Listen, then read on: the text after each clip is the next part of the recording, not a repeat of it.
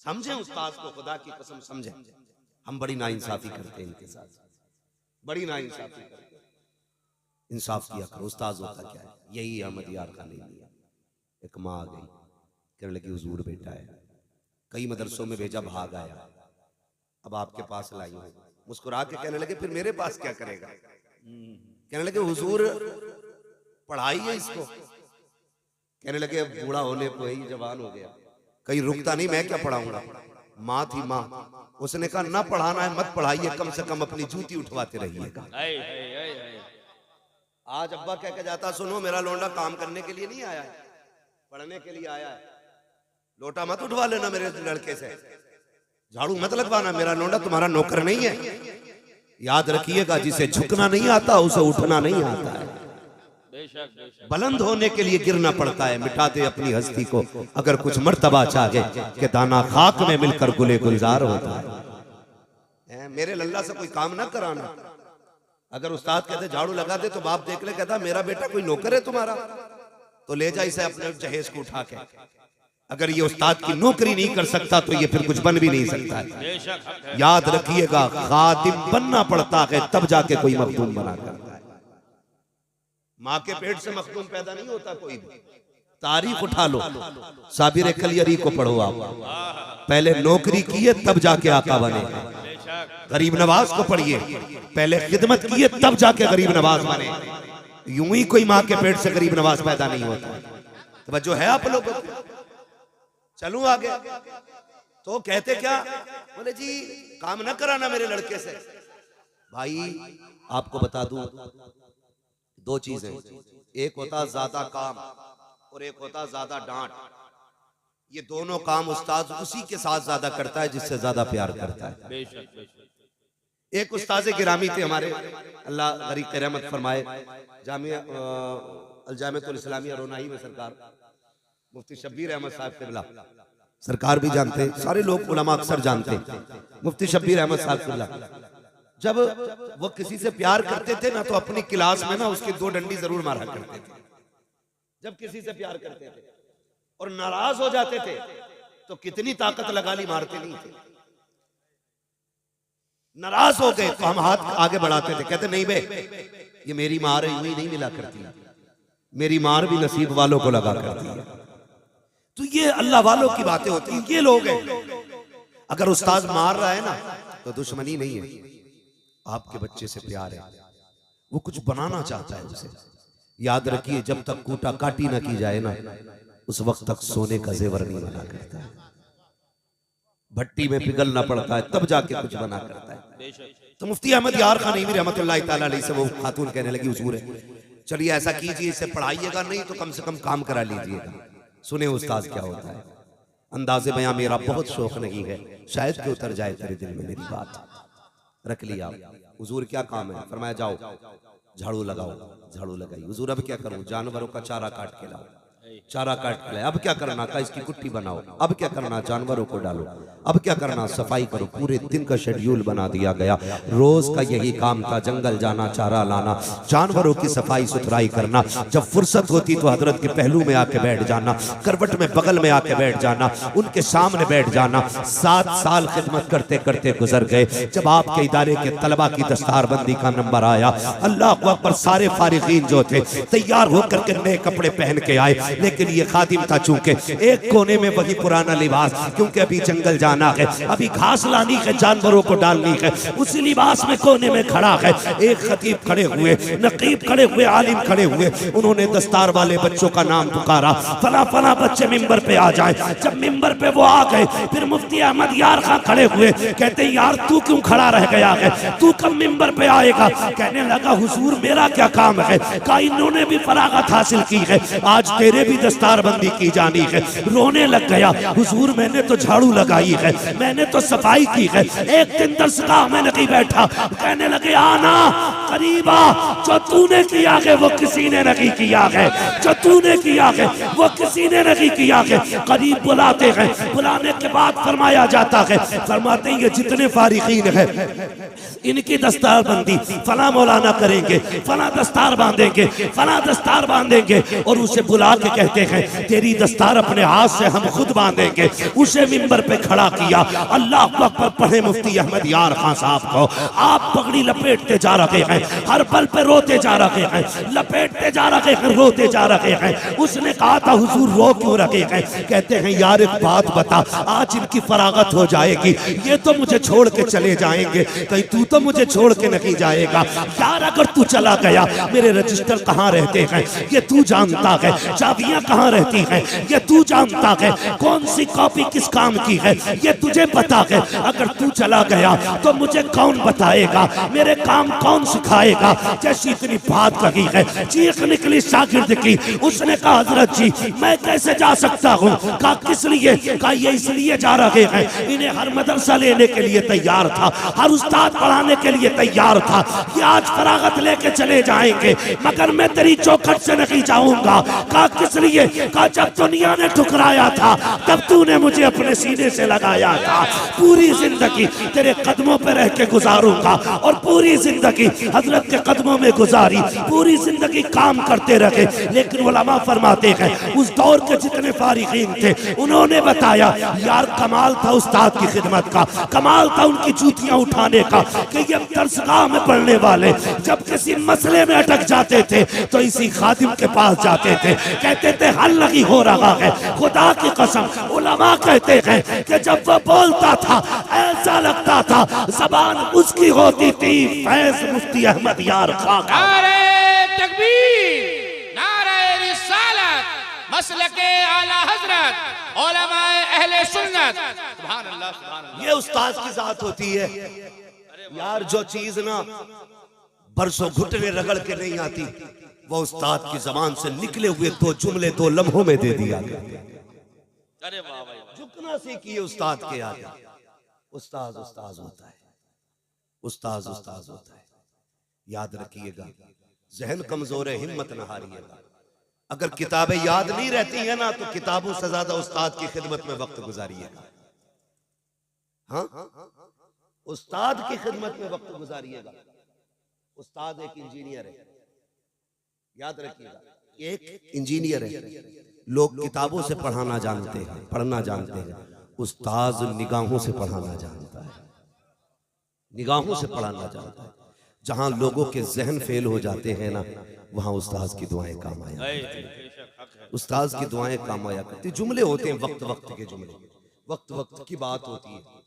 हाँ, वो एक साहब थे ना, उस्ताद ने हुक्म दिया बेटे मेरे जूते उठा के ला। सुने जरा, जूते उठा के ला। उसने उठाए जूते, मिट्टी लगी थी, कपड़ा देखा नजर नहीं आया, अपनी दामन से साफ करना शुरू कर दिया। उस्ताद कहने लगा बेटे सफेद कपड़े हैं, मैले हो जाएंगे। आंख में आंसू आ गए, कहने लगे हुजूर मेरे कपड़े आपके जूते से ज्यादा कीमती थोड़ी है। और ये कह के सीने से लगा लिया। उस्ताद की आंख में आंसू आ गए, कहने लगे जा आज तूने मेरे जूते उठाए हैं, जमाना तेरे जूते उठाता रहेगा, जमाना तेरे जूते उठाता रहेगा। फिर दुनिया देखती है कि दुनिया उसके जूते उठाती है, दुनिया उसके जूते उठाती है। उस्ताद की इज्जत किया करो। ये तो मेरी पढ़ने वालों से गुजारिश थी, मेरी अपनी कौम से गुजारिश है। खुदारा बाजू बन जाइए उलमा की, आंखें बन जाइए उलमा की, हिम्मत बन जाइए उलमा की। आज पूरी बातिल ताकतें जोर लगा रही है मदरसे बंद कर दिए जाए, और वजह सिर्फ ये है दुनिया जानती है जिस दिन मदरसे बंद हो गए ना उस दिन इस कौम के सीने से इश्क़ रसूल का जनाजा ही निकल जाना है, ये सबको पता है। लेकिन अल्लाह सलामत रखे इन इदारा चलाने वालों को, इन दरसगाह में बैठ करके काला काला रसूलुल्लाह की सदाएं देने वालों को। आज जो हमारे तुम्हारे घरों में इस्लाम का चिराग जगमगा रहा है ना, इन इल्म वालों की वजह से जगमगा रहा है। बड़ी बात होती है। लोग कहते हैं मैं अपने बेटे को कामयाब बनाना है, मुझे क्या बनाएगा? इंजीनियर बनाना है, डॉक्टर बनाना है अपने बेटे को। मैं तालीम का मुखालिफ नहीं हूं, अल्लाह करे हर घर से एक MBBS निकले, एक IAS निकले, IPS निकले, लेकिन उससे पहले गुलाम मुस्तफा बंदे का होना जरूरी है। गुलाम मुस्तफा होना एक बंदे के लिए जरूरी है। ये अलमिया नहीं है, हमारी कौम को कुरान नहीं आता है, सबसे बड़ा अलमिया है। हमारे घरों में रखे रखे ना जुज़दान पे गर्द चढ़ गई, कोई झाड़ने वाला नहीं है। कब कुरान खुलता है? जब अम्मा मर रही हो तब कुरान खुलेगा, बाप का 40वां आएगा तब कुरान खुलेगा। खुदा की कसम एक दौर इस्लाम का ऐसा भी था, फजर की नमाज पढ़ती थी माएँ, कुरान लेके बैठ जाती थी, दरवाजे पे परिंदे आते थे, वो तिलावत करती थी, परिंदे भी कुरान सुना करते थे। आज अलमिया है, कि सुबह फजर के बाद गानों की तो आवाज आ सकती है लेकिन कुरान की नहीं आती, कुरान की नहीं आती है यार। हमें हो क्या गया है, क्यों नहीं पढ़ते कुरान? कहते हैं ये गरीबों की पढ़ाई है, ये पढ़ाई गरीबों की नहीं है। इस पढ़ाई को आला हज़रत जैसे अमीर ने हासिल किया है। हजारों बीघे जमीन का मालिक है इमाम अहमद रजा।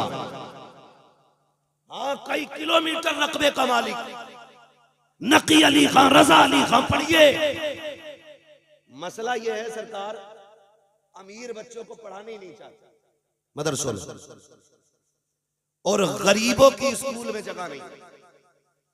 बुरा ना मानो, कड़वी सच्चाई है।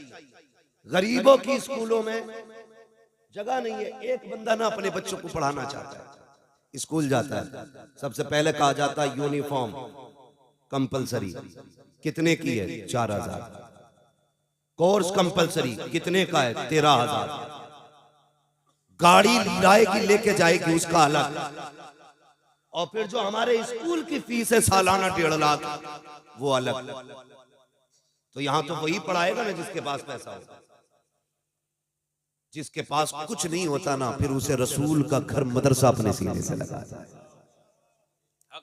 नंगे पैर बच्चा आया मदरसे ने कहा वेलकम है तेरा, फटे कपड़ों में आया वेलकम है तेरा, कायदा बगदादी तेरे पास नहीं है हम देंगे, बैठने के लिए जगह नहीं है हम देंगे। एहसान मानो मदरसों का, जिसे कोई सीने से नहीं लगाता उसे कुरान वाले सीने से लगाया करते। फिर किस बात पे करते हो? ये गरीबों की पढ़ाई है। खुदा की कसम ये पढ़ाने वाले सबसे अमीर, सबसे अमीर है। और आपसे भी गुजारिश है, मदरसे के बच्चों को यतीम ना समझा करो, लावारिस ना कहा करो। ये मदरसे के तलबा वो हैं जिनका मदीने वाला भी वारिस है, खुद काबे वाला भी वारिस है। ये मैं नहीं कहूंगा कि हजरत आपके आगे हाथ फैलाएंगे आप देना। अल्लाह तौफीक दे तो खुद चल के मदरसों की खिदमत किया, खुद चल के मदरसों की खिदमत किया करो, आगे बढ़ के खिदमत किया करो। फोन आता चंदा चाहिए, मौलाना उमर साहब फोन करे, भाई 500 की रसीद थी, तनख्वाह जानी है। कहता है यार तुमने तो पीछे ही ले लिया, अभी 1 ही साल तो हुआ रसीद कटवाए हो। ये जवाब दिया जाता है। अगर किसी आलिम का फोन पहुंचे ना, अल्लाह का शुक्र अदा किया करो। ये मत सोचा करो मौलवी ने याद किया, ये सोचा करो मदीने वाले मुस्तफा ने याद किया है ना। मेरे घर का मामला है, मैं खर्च चलाऊंगा, सरकार के घर का मामला, सरकार को खर्चे की फिक्र है। हुजूर के घर का मामला है तो फिर फिक्र हुजूर ही को होती है। ये बंदे, ये लोग, ये भीड़ तो सिर्फ वसीला होते हैं। अगर तेरे दरवाजे पे कोई आलिम आया है, वेलकम कर, इस्तकबाल कर, पानी पिला, इज्जत से बैठा, फिर पूछ कैसे आना हुआ, मदरसे की जरूरत थी, कुछ ना कह, तेरी हैसियत 10 रुपए की है 10 ही दे दे, खाली ना लौटाना, खाली मत लौटाना, कम से कम इज्जत ही दे दे। यार मेरा मेहमान तुम्हारे शहर आए, तुम उसे इज्जत दोगे, मुझे पता चलेगा तो खुशी नहीं होगी। अगर हुजूर का मेहमान तुम्हारे दरवाजे आए, ये खबर मदीने पहुंचेगी तो मुस्तफा को कितनी खुशी होगी। लेकिन घमंड में मरा जा रहा, 4 पुटलिए कपड़े क्या बेच लिए, मौलवी से कहता आके ले जाना, मर के देख वही कुछ मीटर ही मिलना है, ऊन के काट ले या रेशमी काट ले, जाना लट्ठे में ये लिपट के। कफन तेरा भी सफेद होगा, मेरा भी सफेद होगा, किसी के गले में सोने की जंजीर नहीं होगी, जाना सबको मिट्टी में। वही कपड़े का बंद होना है। लोग मुंह भी इसलिए छुपा देते हैं कि इसने जुर्म किए। किस बात किया करे यार, डर नहीं लगता बिल्कुल भी। घमंड दिखाते हुए आला हजरत को देखिए, उनकी शख्सियत को समझिए।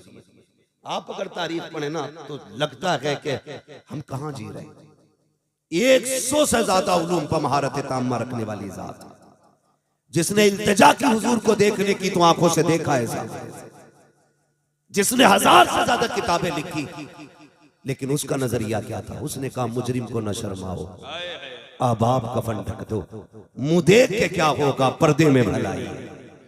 तुझे किस बात की कड़े यार, किस बात पर इतरा रहा है? आ जाना 3 बजे।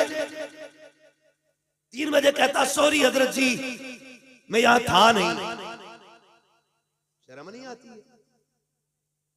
अल्लाह से डरा करो। वो ऐसा कादिर मुतलक है, 1 मिनट सेकंड में अगर चाहे तो तख्त से उठा के तख्ते पे डाल देता है। देर नहीं लगती है। कितनों की कमर तोड़ दी उसने, जिन्हें नाज था दौलत पे अपनी, उसने भूखा मारा है उन्हें। जो ये समझते थे सारी चीज मेरे तलवों का महल है, प्यासे गए दुनिया से, पानी भी मैसर नहीं हुआ है। डरा करो अल्लाह से। अगर वो नाराज हो जाए ना, सारी नेमतें आगे रखी होती हैं, ऐसे ताले लगा देता है कि एक घूंट अंदर नहीं जा सकता अलग के पानी, ताले लगा देता है।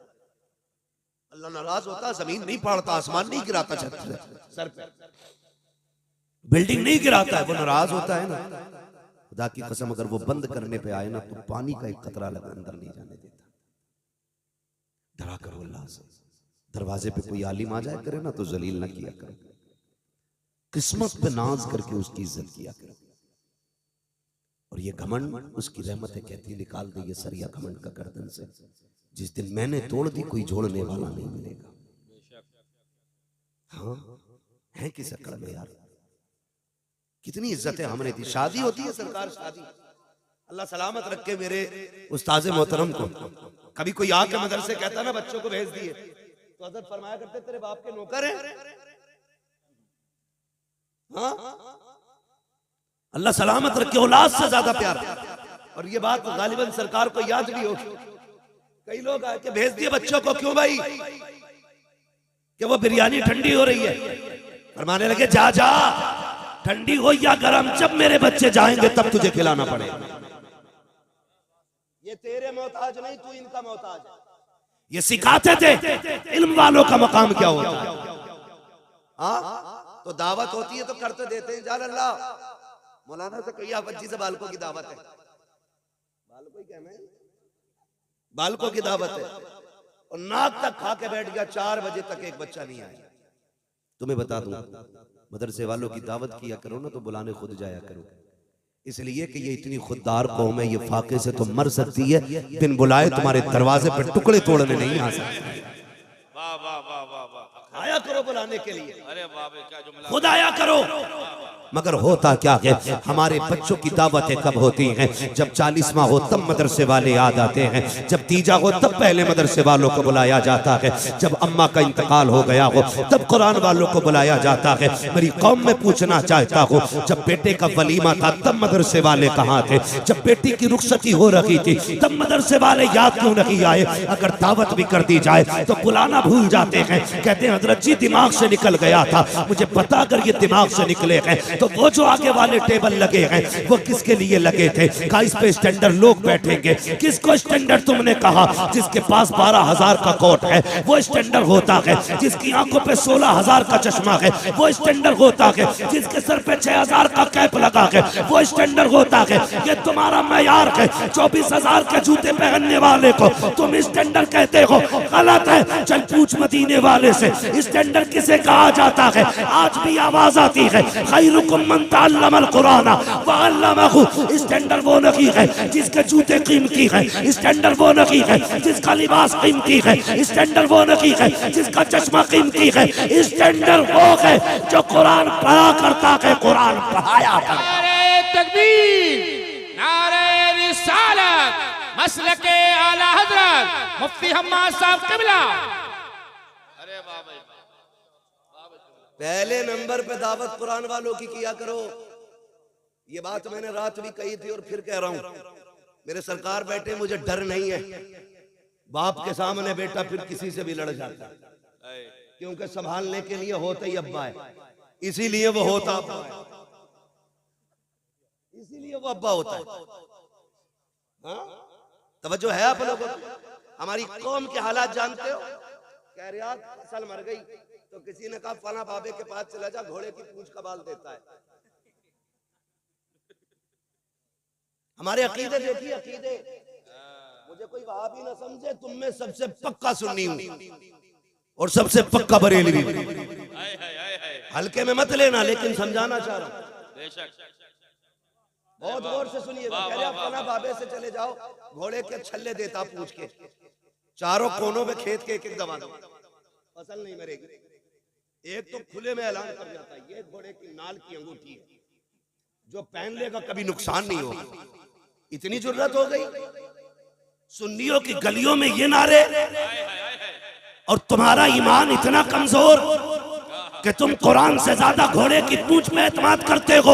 सुनो तो सही, जाओ फिर किसी पूंछ की बात न की, ऐसे बाबा जो घोड़े की पूंछ देते हैं, पूरा बाबा उठा के ले आओ, उसके गले में फांसी का फंदा लटका दो, खेत में टांग दो, बरकत नहीं होनी है। अगर बरकत चाहते हो तो मदरसे आओ, किसी आलिम के पास आओ, कहा हजरत जी एक कुरान वाला दे दो, बरकत नहीं हो रही है। अपने दस्तरखान पे बैठा और उससे प्लेट अलग नहीं करना, गिलास अलग नहीं देना है, उससे कह दे इसी बर्तन में हाथ डाल, उंगलियां भी डुबो देना, इसलिए कि तू दीन का गाजी है, मुस्तफा के दीन का सिपाही है। सुना ये कि तेरे हाथ में बरकत है, चाहो खुदा की कसम जैसे कुरान पढ़ने वालों के हाथ के पोर हुए तुम्हारी सब्जी में डूबेंगे, सिर्फ हाथ नहीं आएगा, हाथ के साथ खुदा की रहमतें तेरे घर में उतार दी। अरे वाह भाई वाह, बहुत खूब भाई, बहुत खूब। घोड़े की पूंछ पे भरोसा है, कुरान वालों पे नहीं। ऐसे ही बाबे हैं, ऐसे ही मुरीद है। कोई घोड़े की पूंछ दे रहा, कह रहा वहां चले जाओ, वहां झाड़ू मार के बंदे की बीमारी ठीक कर देते। एक तो मरीज है, ऊपर से झाड़ू से पिटने जा रहा है, मारे बड़ी धुआं धुआं झाड़ू। अजीब जी हालत है यार, बिल्कुल रब परस्ती छोड़ के पूरी बुत परस्ती पे ही उतर आए। और किसे कहते हैं भाई? एतकादी से कहते हैं। पूछ अकीदा कितना मजबूत होना चाहिए बरेली के इमाम से, पूछ आला हजरत से अकीदा किसे कहते हैं, एतकाद कितना मजबूत होना चाहिए। आज तो बड़े पहुंचे हुए, जितना नंगा मिल गया ना ऐसा हाथ जोड़ने, बाबा पहुंचा हुआ है बहुत, नंगे से क्या चल एड्रेस भी दे के जाओ, नंबर भी दे के जाओ, क्या करेगा कल को सट्टे का नंबर पूछना है। ऐसी चरसी मुरीद है, ऐसी नशेड़ी बाबा, भांग पी के वहां से सट्टे का नंबर बता रही है, पूरी कौम का बेड़ा गर्क करके रखती है। पढ़े इमाम अहमद रजा को, चिढ़ने की जरूरत नहीं, उन्हें पढ़ने की जरूरत है।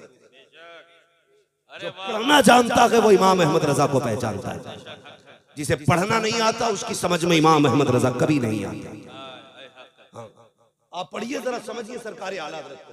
लोगों ने कहा इन्होंने शिर्क को बढ़ावा दिया, बिदअत को बढ़ावा दिया, तो सुनिएगा आला हजरत ने शिर्क को बिदअत को बढ़ावा नहीं दिया, आला हजरत ने अकीदे तौहीद को बढ़ावा दिया है। कैसा मामला था सरकार आला हजरत का, जानते हो? सरकार आला हजरत की गली में ना फकीर आ गया, फकीर वो ढंग का था भी नहीं, बेढंगा ही सही, वही था धमकी दे के भीख मांगने वाला, दे अल्लाह के नाम। और कुछ ना मौलवी की सूरत देख के बत्ती भाग जाती कुछ लोगों की, कुछ पीर कुछ फकीरों का मसला ऐसा, मौलवी को देखा चिढ़ गया, उन्होंने सोचा ये देगा थोड़ी, उन्होंने पहले ही धमकी में लेना चाहा, दे वरना हवेली पलट दूंगा। किससे कह रहा था? किससे? नाम ले सकते हो तो लो, बोलो, मुझे लगना चाहिए सुन्नियों में बोल रहा हूं। कितने लोग आला हजरत को जानते हैं, बोले किससे? आला माशाल्लाह, मैं सुने कुल्लियों में नहीं पक्के सुन्नियों में बात कर रहा हूं। अरे वाह वाह वाह वाह वाह, अरे क्या बात है। मैं समझा दूं ये बात भी, आला हजरत को हम इसलिए नहीं मानते कि वो मुजाबिर है, इसलिए नहीं मानते किसी खानका के सज्जादा नशीन है, सिर्फ इसलिए नहीं मानते सिर्फ कि वो हमारे सिलसिले के बुजुर्गों में आते हैं। हम इसलिए आला हजरत को मानते हैं क्योंकि उन्होंने हमारे अकीदे की हिफाजत की है, इसलिए मानते हैं कि उन्होंने हमारे अकीदे की हिफाजत की है। मसला खाली पीरा मुरीदी का होता तो इतनी मानते जितने मुरीद होते। मसला आला हजरत का पीरा मुरीदी से नहीं, ईमान से। तो सिर्फ हिंदुस्तान वाले नहीं, पूरी दुनिया वाले आला हजरत के नाम के नारे लगाते हैं। ठीक है जी, तो उन्हें पढ़ने की जरूरत है, चिढ़ने की नहीं। आगे फकीर ने कहने लगा दे वरना हवेली पलट दूंगा।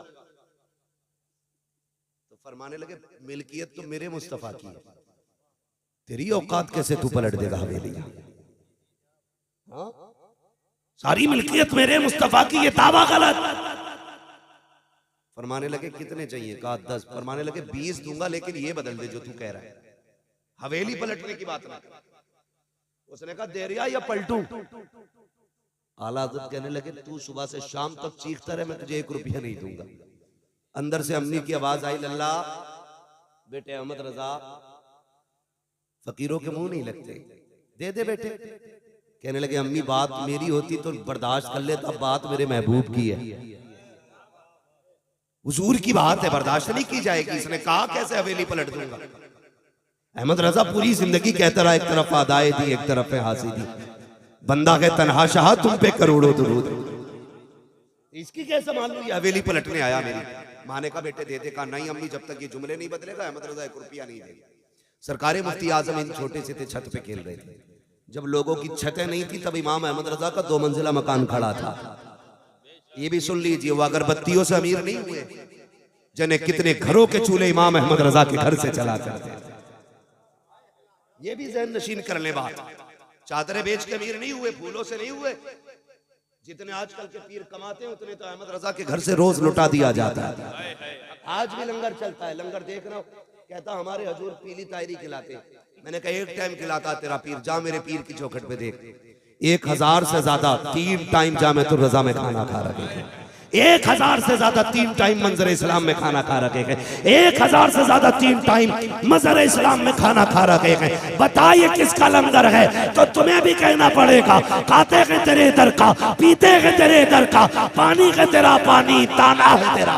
नारे तकबीर, नारे रिसालत, मसलके आला हजरत। सुभान अल्लाह। समझने की जरूरत है यार, सरकार आला हजरत को समझने की जरूरत है। सरकार मुफ्ती आजम हिंद अलैहि रहमत व रिजवान छोटे से थे, छत पे थे, फिसल के गिर गए। जैसे गिरे उस सर के बल गिरे थे। सरकार आला हजरत की अम्मी की चीख निकल गई, बेटे अहमद रजा मैंने कहा था देख तेरा बेटा छत से गिर गया। हटे नहीं अपनी जगह से, खड़े रहे। जबकि बेटा बड़ा प्यारा होता है बाप को, और फिर बेटा भी मुस्तफा रजा जैसा बेटा, जिसे आला हजरत ने दुआओं में मांगा हो, जिसके आने से पहले माराहरा वालों ने खुशखबरियां सुनाई हो, हाँ, जिसकी विलायत पे मोहर माराहरा वालों ने लगाई हो, वो मुस्तफा रजा छत से गिरे। कहने लगे बेटे देख गिर गया तेरा बेटा। आंख में आंसू आ गए, खड़े रहे। कहने लगे माँ ये तो एक मुस्तफा रजा है, हुजूर के दीन की बात आ जाए तो 1000 मुस्तफा रजा कुर्बान करने तैयार। समझ रहे मेरी बात? 1000 मुस्तफा रजा कुर्बान किए जा सकते। फिर उसके बाद सरकार मुफ्ती आजम उठे और कपड़े झाड़े, आके कहने लगे अब्बा लगे रहिए, मुझे भी कुछ नहीं हुआ। फानूस बन के जिसकी हिफाजत हवा करे, वो शम्मा क्या बुझे जिसे रोशन है। जी आ गए, फरमाने लगे जा भाई अब कोई मसला नहीं है, कोई पैसा नहीं मिलेगा जब तक जुमला नहीं बदलेगा। उसने कहा डर नहीं रहा, हवेली पलट दूंगा। अब गुस्सा आया बरेली के पठान को। लोग कहते हैं हम सैयद कहते हैं, किसने कहा हम सैयद कहते हैं? हम इमाम अहमद रजा को असली नस्ली पठान कहते हैं। इतना पक्का पठान है जिसका इश्क भी बेमिसाल है, जिसका जलाल भी बेमिसाल है। गुस्सा आया ना इमाम को, अपने पैर की जूती निकाली, कहने लगे ले तू हवेली की बात करता है, जूती हिला के दिखा दे। उसने सोचा पैर की जूती है, इशारा किया, ठोकर लगाई, जूती नहीं हिली है। फिर हाथ से पलटना चाहा, जूती नहीं हिली, पसीना आ गया, कोने में सुकड़ के खड़ा होने लगा। अहमद रजा कहते नादान तुझे क्या पता है, तू ऐसे वैसे से नहीं उलझा, बल्कि उससे उलझ गया है जिस पे बगदाद वाले की भी नजर है, मदीने वाले की भी। क्या दबे जिस पे हिमायत का हो पंजा तेरा, शेर को खतरे में लाता नहीं कुत्ता तेरा। कहने लगे खुदा के कानून में दखलंदाजी नहीं चले, तो ऐसे बाबाओं से बचिए जो धमका के भीख मांगे। और लोग भी बड़े चालाक हैं, 100 रुपए की खरीद करके रख लेते, रमजान भर चलती, रोज 1 रुपया देते। मौलाना पूछते ज़कात वाले, वो तो फकीर को देते। बुरा ना मानिएगा, अरबाब मिंबर है, मैं एक जिम्मेदारी से बात कहना चाहता हूँ। मुझे डर नहीं लगता है, जो होगा देखा जाएगा, है ना। बस इतना ही तो करोगे, अपने मुरीदों में नहीं घुसने दोगे। मगर याद रखना पाए मोरा लंगनेस मुल्क खुदा तंगनेस। हाँ बहुत बड़ा अल्लाह का जहान है, कहीं भी जाके तकरीर कर लेंगे। लेकिन सुने सरकार, ये भी एक बहुत बड़ा मामला है। पहले पीरों को ना सिर्फ साल में 1 बार नजराना जाता था, अब तो पीर ज़कात भी पीर ही ले जाते हैं, उशर भी पीर ही ले गया। पिछली बार तो खाले गट्टी करता घूम रहा था एक पीर। बताओ यार गरीबों, मदरसे वालों को कुछ छोड़ोगे कि नहीं? है मदरसे वालों के हिस्से में सरकार 10 रुपए भी नहीं आ रहे, और पीर साहब ने काम कर डाला पूरा, ज़कात खैरात सारे ही वसूल करके लेके यार कुछ तो शर्म करो। मैं आपसे भी गुजारिश करूंगा ज़कात उश्र ये फितरा ये जो भी मदरसे के हक है मदरसों को दिया करो। उसके अलावा अपने पीर के नाम जमीन करा दो, हमें कोई मतलब नहीं है। जायदाद पीर के नाम कर दो, अच्छी बात है। पूरी बैंक बैलेंस उठा करके पीर को दे दो, कुछ नहीं फर्क पड़ता है। एक साहब से मैंने कहा यार बड़े अमीर हो कई इदारे चलाते होगे। उसने कहा नहीं नहीं मेरी ज़कात फला हजरत को जाती है। कितनी दी है? कहा इस बार 4 लाख मैंने दी है। मैंने कहा यार बता तेरे इलाके में मदरसा नहीं था, तेरे इलाके में गरीब नहीं थे? उसने कहा थे तो। मैंने कहा फिर उन्हें क्यों नहीं दिया? कहा हजरत से ताल्लुकात अच्छे हैं इसलिए उनके अकाउंट में डाल दिए। मैंने कहा नादान तूने हजरत के अकाउंट में डाले तो तेरे ताल्लुक हजरत से अच्छे हो गए। काश मदरसों को दिया होता, गरीबों को दिया होता। अगर तू रात के सन्नाटे में किसी बेवा को दे के आ जाता, यतीम को दे के आ जाता, भले मौलवी जानता ना जानता, मदीने वाले से तेरे ताल्लुकात मजबूत हो जाए। अरे बहुत खूब भाई, थोड़ा दिमाग लगाओ भाई, दिमाग थोड़ा सा। तीजे के लिए मैं पीरों का मुखालिफ नहीं हूं, अल्लाह का शुक्र है मैं भी मुरीद हूं किसी का।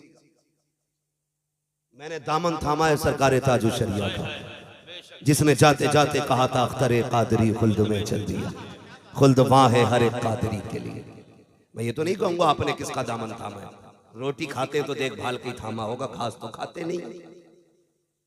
देखभाल के ऐसे लोगों के हाथ में हाथ दो यार जो हमारे अकीदे के निगहबान बने, अकीदे के निगहबान बने। आला हज़रत ने एक सबक दिया था, पूरी जिंदगी ये सबक याद रखना, उन्हें जाना उन्हें माना, न रखा गैर से काम, लिल्लाहिल हम्द में दुनिया से मुसलमान गया। तुम्हारे घर पे किसी आलिम को फोन पहुंचे, किसी मौलवी का मदरसे से फोन पहुंचे, उसे वक्त दे के परेशान ना करना, खुद चल के जाना, जो हो सके उसकी खिदमत करना। यकीन करें किसी को खबर हो ना हो, हुजूर को खबर हो जाती है। और ये मेरे उस्ताद गिरामी और ये उलमा बैठे, ये लोग जानते हैं जब कभी मदरसे में राशन खत्म होता है ना, कभी नाश्ते का सामान नहीं है, कभी खाने के लिए आटा नहीं है, ये किसी अमीर की घंटी नहीं बजाते, ये सीधे मदीने वाले की चौखट खटखटाते हैं। रात को दुनिया सो जाती है तो ये मुसल्ले बिछाते हैं, रो के कहते हैं या रसूल अल्लाह मेहमान भी आपके हैं, घर भी आपका है, अगर सुबह को ये भूखे रहे हमारी रुसवाई नहीं होनी है, लोग कहेंगे हुजूर का मेहमान भूखा रह गया। जब इतना ये रो के कहते हैं तो मदीने से इंतजाम होता है, सुबह बाद में होती है, राशन दरवाजे पे पहले भिजवा दिया जाता है। हमारा तो नजरिया ये है तेरे टुकड़ों पे पले गैर की ठोकर पे न डाल, झिड़कियां खाएं कहाँ छोड़ के सदका तेरा। मदरसों से प्यार कीजिए, मदरसे वालों से प्यार कीजिए। और हजरत अल्लामा मौलाना उमर साहब अल्लाह इनको सलामत रखे, बड़ी अब्दुल रऊफ साहब अल्लाह इनको सलामत रखे, बड़ी मेहनतों से इदारे चलते हैं। टांग न खींचिएगा, इनका बाजू बन जाइएगा, कह दीजिएगा जनाब आप ही ने हुजूर का कलमा नहीं पढ़ा, हमने भी हुजूर का कलमा पढ़ा। मेहनत करना आपका काम है, इंतजाम करना हमारा काम है। लग जाओ खर्चे में इनके साथ। क़यामत के दिन जब कोई हामी नहीं होगा ना, तब मदीने वाला नाम ले लेके खड़ा करेगा। वो उठे जिन्होंने मदरसे के खर्चे उठाए थे, वो उठे जिन्होंने मदरसे की तनख्वाहें दी थी, वो किधर है जिन्होंने बच्चों को खाना दिया था, वो किधर है जिन्होंने डेट दी थी, वो किधर है जिन्होंने बच्चों की ड्रेस का इंतजाम किया था। अगर हुजूर ने इतना कह दिया ना, समझ लेना बेड़ा ही पार हो जाएगा, बेड़ा पार हो जाएगा। बस ये काम ऐसे कर जाओ जिसकी वजह से हुजूर की महफिल में नाम आ जाए, जिसकी वजह से हुजूर की महफिल में नाम आ जाएगा। लहद में इश्क़ रुखे शह का दाग लेके चले, अंधेरी रात सुनी थी चराग लेके चले, तेरे गुलामों का नक्शे कदम है राह खुदा, वो क्या भटक सके जो ये सुराग लेके चले। फरमाया गया ईमान वालों पूरे पूरे इस्लाम में दाखिल हो जाओ, बस जो हुए गलत उनको माफ़ फरमाए रब्बे कायनात। जिंदगी ने दिया साथ, फिर इंशाअल्लाह होगी मुलाकात 30 तारीख को आप ही के रानी नांगल में। और पीरे तरीक़त रहबरे राह शरीयत रईसुल अत्क़िया वली कामिल मुर्शिद कामिल पीरे कामिल, हाँ मर्द कलंदर। नहीं मैं देखिए मैं रात भी तकरीर करके आऊँ, मुझे भी तकरीर है, मुझे शाम को भी बधाई हो जाके तकरीर करनी है। 1 घंटा प्लस हो चुका है, अल्लाह आपको सलामत रखे ना यार।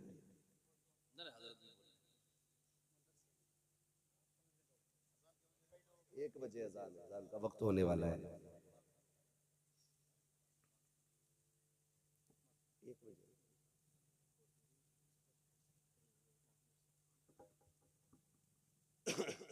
कहते हैं जरा या रसूल अल्लाह, अभी नहीं बोले सारे बोलते हैं जरा या रसूल अल्लाह।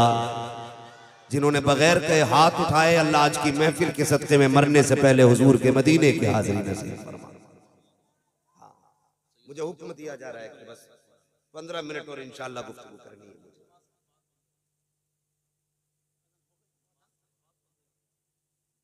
आप तो जानते हैं भाई, तकरीर में आपको नहीं है, थोड़ी से शुरू हो जाएगी। हाँ तो बस अल्लाह आपको सलामत रखे, खुश रहिए।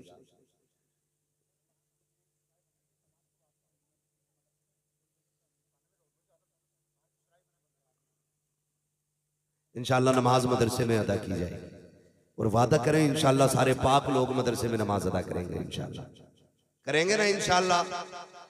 हाँ मैंने कहा सारे पाक लोग, ये भी एक मसला है। जब कहो ना रे जनाजा तेरे अब्बा का था, तूने क्यों ना पढ़ी? कह यार नापाक था। नापाक बता दे, पता नहीं कितनी लंबी नापाकी है इसकी, 10 दिन से भी ऊपर निकल गई क्या? पाक रहने की आदत डालो। पाक बंदा बावजू रहता है, खुदा की रहमत के फरिश्ते उसकी हिफाजत किया करते हैं। हाँ और बेटों को भी पढ़ाइए, बेटियों को भी पढ़ाइए, दोनों को पढ़ाएंगे ना? बोलो इंशाअल्लाह। एक मैं बात बता दूं, इंतकाल होता है ना तो कहते हैं लल्ला जल्दी जा पानी पड़वा के ला हाफिज जी। हाफिज जी हाथ ना आया ना तो फिर खटिया खड़ी, फिर गला घोटा जा रहा है।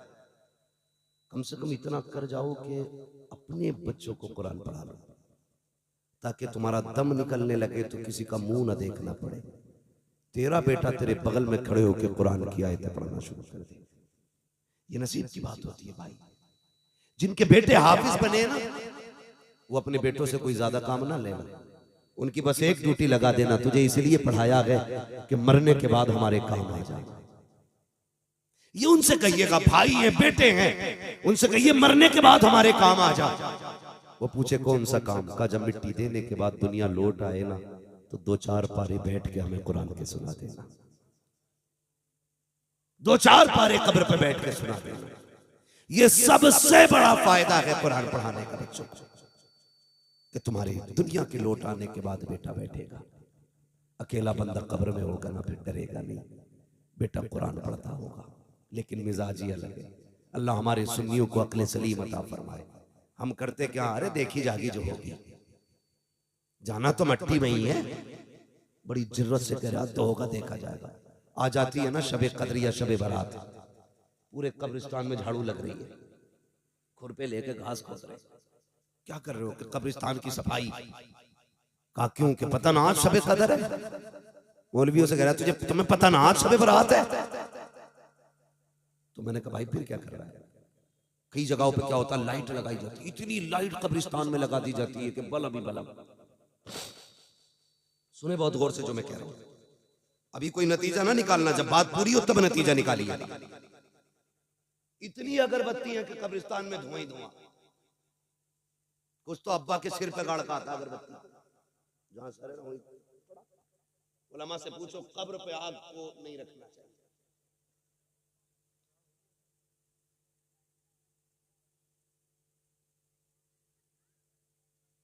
अजान हो रही है, सारे लोग सामने।